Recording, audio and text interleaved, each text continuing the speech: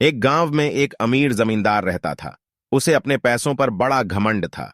जितने अधिक पैसे उसके पास थे, उतना ही वह कंजूस भी था। अपने खेतों में काम करने वाले किसानों से वह खूब काम करवाता, मगर पगार कौड़ी भर भी न देता।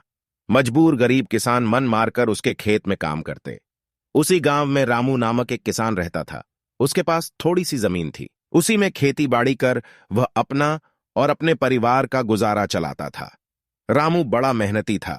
वह दिन भर अपने खेत में काम करता और अपनी मेहनत के दम पर इतनी फसल प्राप्त कर लेता कि अपने परिवार के लिए 2 वक्त की रोटी जुटा सके। गांव के बाकी किसानों के पास रामू के मुकाबले अधिक जमीनें थीं।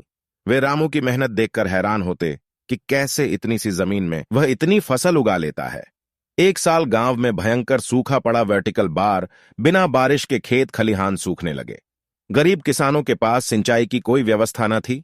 वे सिंचाई के लिए बारिश पर ही निर्भर थे, इसलिए उनकी सारी फसल बर्बाद हो गई। रामू के साथ भी यही हुआ। अपने छोटे से खेत में वह किसी तरह अपने परिवार का पालन पोषण कर रहा था। अब उनके सामने भूखे मरने की नौबत आ गई। मजबूरी के कारण वह गांव के जमींदार के पास कर्ज मांगने गया। जमींदार कंजूस तो था। उसने सोचा कि यदि उसने रामू को पैसे दिए तो ये लौटा तो पाएगा नहीं, इसलिए इसे अपने खेत में काम पर लगा लेता हूं। मेहनती तो ये है ही और मजबूर भी। कम पैसों में दुगुनी मेहनत करवाऊंगा। उसने रामू से कहा, देख रामू, मैं तुझे कर्ज तो दे नहीं सकता, लेकिन तेरी इतनी मदद कर सकता हूं कि तुझे अपने खेत में काम पर रख लूं। तुझे महीने के 1,000 रुपए दे दिया करूंगा। पर मालिक, दूसरे किसान तो 2,000 पाते हैं। रामू बोला। करना है तो कर, वरना मेरे पास किसानों की कमी नहीं, जमींदार बोला। मजबूर रामू क्या करता? हामी भरकर घर लौट आया। अगले दिन से जमींदार के खेत में काम करने लगा। मेहनती तो वह था ही।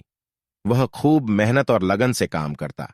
उसने 4 महीने का काम 2 महीने में ही कर दिया। यह देख जमींदार बहुत खुश हुआ, लेकिन इसके मन में मक्कारी जाग उठी। उसने सोचा कि 4 महीने का काम तो इसने 2 ही महीने में कर दिया। क्यों ना इसे निकाल दूं, इससे मेरे 2 महीने के पैसे बच जाएंगे। उसने रामू को बुलाया और उसके 2 महीने के पैसे देकर कहा, रामू, ये ले तेरे पैसे, कल से मत आना, अब मुझे तेरी जरूरत नहीं। यह सुनकर रामू परेशान हो गया। बड़ी मुश्किल से उसका घर चल रहा था। अब अपने परिवार का भरण पोषण कैसे करेगा? वह जमींदार के सामने गिड़गिड़ाने लगा कि उसे काम से न निकाले, लेकिन जमींदार ने उसकी एक न सुनी और उसे काम से निकाल दिया। रामू आंखों में आंसू लेकर घर लौटा। चिंता से रात भर उसे नींद नहीं आई। सुबह उठकर उसने फैसला किया कि वह फिर से जमींदार के पास जाएगा और उससे विनती करेगा कि उसे वापस काम पर रख ले। वह जमींदार के घर के सामने जाकर बैठ गया। सुबह उठकर जाट जमींदार अपने घर से बाहर निकला तो रामू को घर के सामने बैठा हुआ देखा। उसने रामू से पूछा, क्या हुआ रामू, क्यों आया है?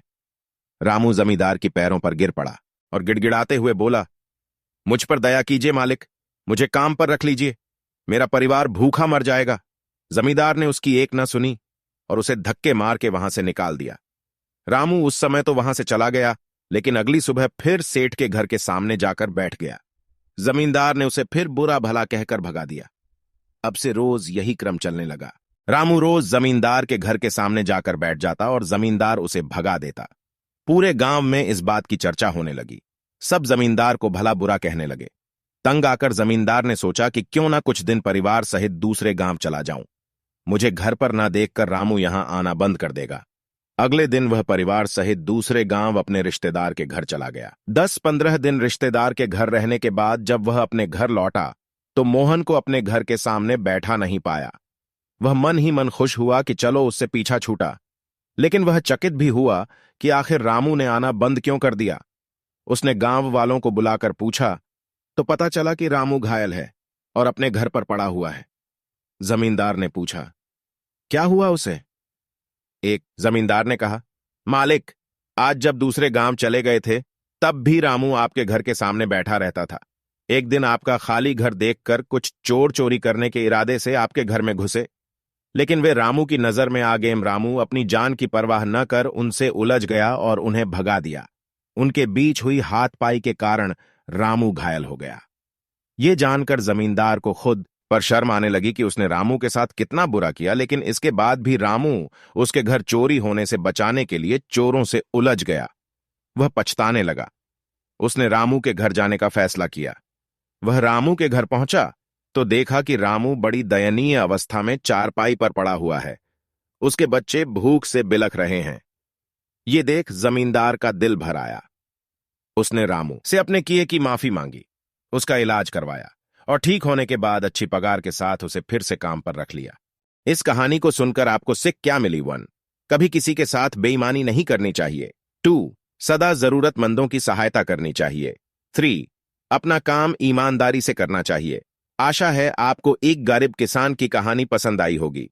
ऐसी ही हिंदी मॉरल स्टोरीज पढ़ने के लिए हमें सब्सक्राइब अवश्य करें। धन्यवाद।